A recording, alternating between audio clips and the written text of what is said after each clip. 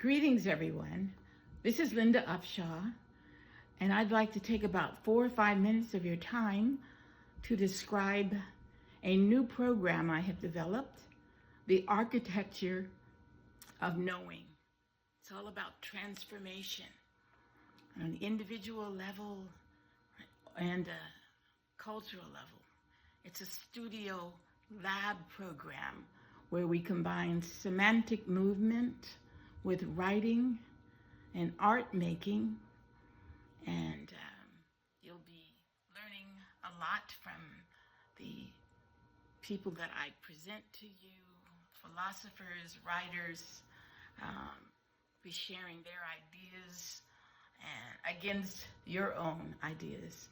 Also, I've developed a workshop entitled Move, Paint, and Write. I'd like to start by sharing a short story with you. Decades ago, I found myself studying in the heart of New York City at the Fashion Institute of Technology. I learned exactly how commercial worlds operate, how they manipulate design, products, ideas, and captures human attention for millions of dollars. It was brilliant, fast, and ultimately empty. One morning, of the many consumed with working and always in highly corporate structures, I stood on the 50th floor of a glass skyscraper in New York City. From up there, the world looks perfectly ordered, sterile, and managed by capitalistic power. An African-American shoe shine man came rushing in one morning to service an executive who sat with his feet stretched across the desk, talking loudly on the phone without making eye contact or offering a polite thank you. In that cold exchange, I clearly realized right then that there was no heat in that corporate room, no spirit, and no space for the radical truth of how marginalized folk actually survive. I chose to stand apart. Raised in the absolute core of the Black community, I was shaped by the militant non-acceptance of writers and neighbors who looked at the status quo and refused to be scrubbed out, accorded less dignity than a pet. I walked out of those skyscrapers to become a rebel with a cause, developing my skills and talents as a weapon to help empower individuals and communities. Today, we are living in extremely commercial times, fast-paced. I know many of you are hungry for a deeper narrative. You are tired of the superficial digital noise, yet you also don't want to drown in a rightful, exhausting disdain for the corporate and crass exploitation around. If we focus only on what is broken, we lose our center. When we step back, we realize that this modern divergence, this friction between the secular world and the human soul is actually forcing us to become architects. Our mere turning away from the noise shifts the entire field. The turbulence we feel inside is a sign, not a sign of defeat. It is a spark of a new paradigm emerging.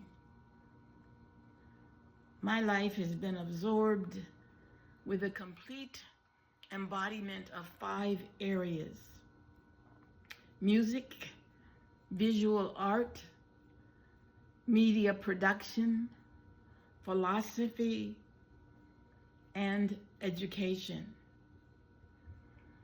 As the sole investigator of these disciplines, I have chased a singular truth that commercialism tries to erase. What has the most to do with shaping our perceptions? The media is driven by a toxic reality.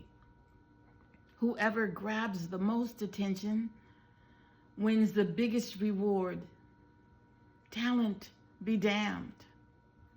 Hyper-commercialism holds us hostage. It traps us in digital spaces, leaving zero room for evaluation, reflection, or authentic expression. When we step back, we realize the secular world and the human soul is actually forcing us to become architects. By consciously turning away from a total dependence on these digital narratives, something incredible happens. We stop consuming reality and start constructing it. We reclaim our own sovereign ways of knowing. And in so doing, we finally discover others.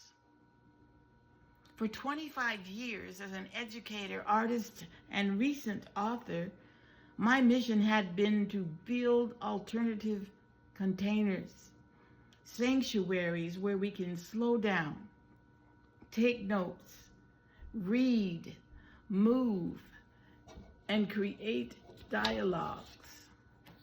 Thank you for being here.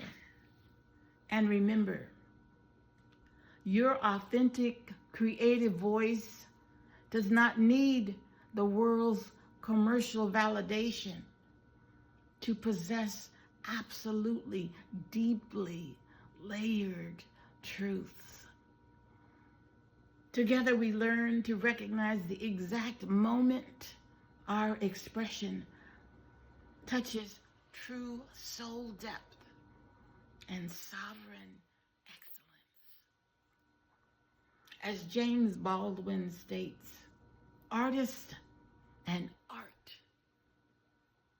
creation act as the agents who disrupt false social realities and beliefs. Thank you again, and I hope to see you in one of my courses. Thank you.